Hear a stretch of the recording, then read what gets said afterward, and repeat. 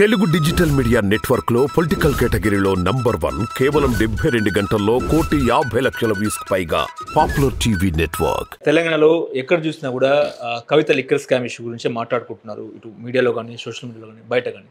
ఇప్పుడు నిన్న తిహార్ జైలు నుంచి సుకేష్ ఒక లేఖ రిలీజ్ చేశారు. Welcome to the Tihar club అని చెప్పేసి. ఎట్లా చూస్తారండి ఆ లేఖ గురించి మీ స్పందన ఏంటి? వెళ్ళేటప్పుడు ఏం చేశారంటే ఇక్కడ నుంచి చక్కగా నవ్వుకుంటా చేతులు ఒప్పుకుంటా వెళ్ళారు. వీళ్ళ అన్నయ్య వచ్చి అడ్డుపడి ఆల్రెడీ సుప్రీంకోర్టులో మేము ఒక పిటిషన్ దాఖలు చేశాము, ఆ పిటిషన్ ఇంకా విచారణలోనే ఉంది, అది విచారణలో ఉండగా ఇంకా వాళ్ళేం మాకు సమాధానం చెప్పలేదు, మీరెవరు మమ్మల్ని అరెస్ట్ చేయడానికి, who the hell are you అని చెప్పి వాళ్ళ మీదకి వెళ్ళాడు. ఈయనను కూడా అరెస్ట్ చేయండి అని చెప్పి ఆవిడ చాలా స్ట్రిక్ట్గా మన భానుప్రియ మీనా గారు ద డైనమిక్ లేడీ వీళ్ళని కూడా ఇబ్బంది పెట్టింది. సరే వీళ్ళే వినేడా లేడు, వీళ్ళు ఎటు చేసి అరెస్ట్ చేయడానికే వచ్చారు అని ఫిక్స్ అయిపోయి ఏం చేశారు, సరే వెళ్దాం కదా అక్కడ చూసుకుందాంలే అనుకున్నారు. ఢిల్లీ వెళ్ళారు. మొదటి రోజు విచారణలో భాగంగా ఆమెను అడిగిన క్వశ్చన్స్ని బట్టి మిగతా 7 రోజులు ఎలా ఉంటుందో వ్యవహారం తెలుస్తుంది. ఫస్ట్ డేనే ఏమండి కవిత గారు మీరు ఏదో స్కామ్ చేశారంట కదా, దాని గురించి చెప్పండి. స్కామా అంటే ఎలా ఉంటుందండి అని అడిగింది ఈవిడ. ఇలా ఉంటుందండి అని చూపించారు. సైలెంట్ అయిపోయింది. ఓకే, వీళ్ళ దగ్గర అన్ని ఆధారాలు ఉన్నాయి, నేను ఏం చెప్పినా సరే ఇక్కడ చెల్లుబాటు అయ్యే అవకాశం లేదు, గట్టిగా మాట్లాడితే ఇంకా సుప్రీంకోర్టు నుంచి కూడా నాకు వ్యతిరేకత వస్తుంది, ఎందుకు వచ్చిన గొడవలే, ముందు అది విత్డ్రా చేసుకుందాం అని చెప్పి ఈయన లాయర్ని పంపించి అది విత్డ్రా చేసేసుకున్నారు. ఇప్పుడు ఇది మాకు నచ్చలేదు, ఫ్యూచర్లో ఇంకొకటి వేస్తామన్నారు. ఇది ఎలా ఉంది చెప్పనా, లిక్కర్ పాలసీ కూడా వీళ్ళు అనౌన్స్ చేసిన తర్వాత అందరికీ అనుమానాలు వచ్చాయి, ఇదేదో తేడా కొడుతుంది అని. అందరికి అనుమానాలు వచ్చిన తర్వాత అమ్మో ఎందుకు వచ్చిన గొడవ అని చెప్పి ఈ పాలసీని మేము ఇప్పుడు ఉపసంహరించుకుంటున్నాము, మరో కొత్త పాలసీతో మళ్ళీ వస్తాము అని చెప్పాడు. ఎలాగైతే వెనక్కి తీసుకున్నారు సేమ్ అలాగే ఈవిడ పిటిషన్ కూడా వెనక్కి తీసుకుంది.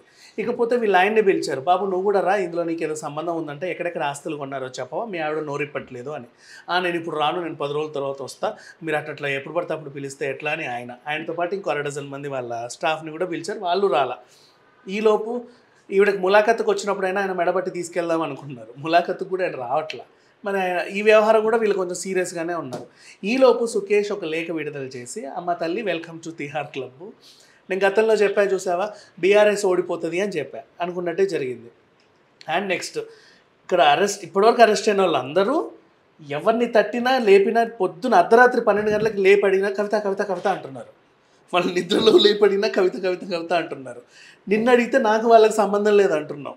ఈ వ్యవహారమే మాకు తేలట్లా, ఇంతమందిని చెప్పి నమ్మాలా లేకపోతే నిన్ను నమ్మాలా, ఈ వ్యవహారం ఏంటి, నువ్వు ఇక్కడే ఉండు మేము విచారిస్తామని చెప్పేసి వీళ్ళు అంటుంటే సుకేష్ ఏం చేశాడు, నెయ్యి డబ్బాల్లో నీకు పంపిన ఆ కథలు చిల్లర, అండ్ నెక్స్ట్ రేంజ్ రోవర్ కార్ల కథలు, గోవా ట్రిప్పులు, ఫారిన్ ట్రిప్పులు, ఇంకా వేరే లావాదేవీలు, ఇవన్నిటికి సంబంధించి నా దగ్గర అన్ని ప్రూఫ్లు ఉన్నాయి, నేను అన్ని వీళ్ళకి ఇచ్చేసా ఆల్రెడీ, నువ్వు ఒప్పుకోవట్లా, ఆల్రెడీ 90% వచ్చేసావు, ఇక్కడ దాకా వచ్చావు, జస్ట్ ఇంకా 10% అంతే, యూనిఫామ్ మార్చుకొని నువ్వు లోపల రావడం పెద్ద విషయం, ఇప్పటిదా సివిల్ డ్రెస్లో ఉన్నావు, you are already arrested, civil డ్రెస్లోనే ఉన్నావు, జస్ట్ యూనిఫామ్ మారుద్దా అంతే, నువ్వు లోపలికి వచ్చేస్తావు, వెల్కమ్ టు ద క్లబ్ అని చెప్పేసి ఆయన ధైర్యంగా పోస్ట్ పెట్టాడు. ముఖ్యంగా ఈ ఢిల్లీ లిక్కర్ స్కామ్ 100 కోట్ల చుట్టూ తిరుగుతున్న పరిస్థితి. ఇప్పుడు వాళ్లకు ఫండింగ్ చేసింది కవితనేనా, కేవలం కవిత కోసమే సౌత్ గ్రూప్ ఏర్పాటు చేశారా, లేకపోతే కవిత కోసమే ఢిల్లీ మద్యం పాలసీని ఏర్పాటు చేశారా? గతంలో ఢిల్లీ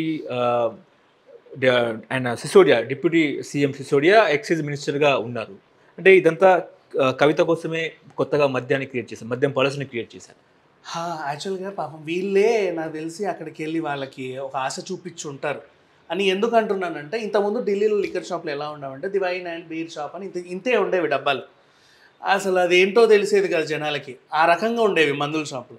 ఎప్పుడైతే లిక్కర్ పాలసీ అమల్లోకి వచ్చిందో వెంటనే మాల్స్ అయిపోయి, మొత్తం బిల్డింగ్ మాల్స్ అయిపోయి అసలు ఒక రేంజ్లో అయిపోయింది. అండ్ నెక్స్ట్ 32 జోన్లలో 27 మందికి లైసెన్సులు ఇస్తే అందులో 9 జోన్లలో ఈ కంపెనీకే ఇచ్చారు. ఆ కంపెనీకి ఆ లైసెన్సులు ఇవ్వమని ఆ ఒత్తిడి తెచ్చి ఇక్కడ వాళ్ళని కొంచెం ప్యాంపర్ చేయాలి, ఆ ప్యాంపర్ ఇంకో 100 కోట్లు కావాలి, ఆ 100 కోట్లు ఎక్కడి నుంచి అటు పోయి కవిత దగ్గర నుంచి వచ్చాయి. వీళ్ళకి ఏంటంటే అక్కడ ఫస్ట్ ఢిల్లీలోకి ఎంటర్ అయ్యి ఇక్కడ నుంచి మిగతా రాష్ట్రాలకు కూడా విస్తరింపజేసి లిక్కర్ అనేది మంచి బిజినెస్, ఆల్రెడీ తెలంగాణలో వీళ్ళు అనుభవిస్తున్నారు, ఏపీలో ఆయన కూడా అనుభవిస్తున్నాడు, ఇదేదో చాలా బాగుంది, దీని గురించి మనం ఇంకా అవగాహన పెట్టుకుంటే మంచి బిజినెస్సే, సో ఇదే చేసుకుందాం అనుకున్నారు. దేశవ్యాప్తంగా బీఆర్ఎస్ని ఇంప్లిమెంట్ చేద్దాం అనుకున్నారు. అండ్ అలాగే మహారాష్ట్రకి వెళ్ళారు, ఇటు ఏపీలోకి వద్దాం అనుకున్నారు. మొన్న ఏదో చిన్న ప్రాబ్లం వచ్చి మహారాష్ట్రలో సర్దుకొచ్చారు, ఏపీలో దాఖలాలు లేవు, అడ్రస్ లేదు. ఇంకా అనుకున్నారు ఫస్ట్ వీళ్ళు అనుకున్న టైంలో ఈ విధంగా వెళ్దాం, మరి మనకు ఆదాయం ఎలా వస్తుందంటే తక్కువ టైంలో ఎక్కువ ఆదాయం వచ్చేది ఇదే మద్యం. ఎందుకంటే తెలంగాణలో వీళ్ళు చూశారు, జస్ట్ టెండర్ల ద్వారానే వీళ్ళ కోట్ల డబ్బులు వచ్చాయి, ఓన్లీ టెండర్లే. అది ఇంకా వాళ్ళు బిజినెస్ చేసి కూడా ట్యాక్స్ కట్టింది కూడా కాదు, ఓన్లీ టెండరే. 2 లక్షలు కదా టెండరు, అట్లా ఎన్నో టెండర్లు, ఆ రకంగా డబ్బు చూశారు. అండ్ మళ్ళీ సమ్మక జాతర అయినా మనకు మందే, బోనాలైనా మందే, న్యూ ఇయర్ అయినా మందే. పైగా సేమ్ ఢిల్లీలో ఎప్పుడైతే 3 గంటల వరకు అమ్ముకోవచ్చు అని ఆయన పెట్టాడో దాని ధైర్యం ఇక్కడ నుంచే వచ్చింది. వీళ్ళు కూడా ఈ బార్లు 1 గంటకు పొడిగించి, వైన్ షాపులు 10 నుంచి 11కి పొడిగించి, ఇట్లా మొత్తం మందుని బాగా ఇంప్లిమెంట్ చేశారు. సో ఇక్కడే అమ్ముకున్నాం కదా, దేశమంతా అమ్ముకోవచ్చు, మందుబాబులు ఎక్కడైనా ఉంటారు, మనల్ని ఆదరిస్తారని మందుబాబులనే నమ్ముకొని ముందుకెళ్ళారు, అయిపోయింది.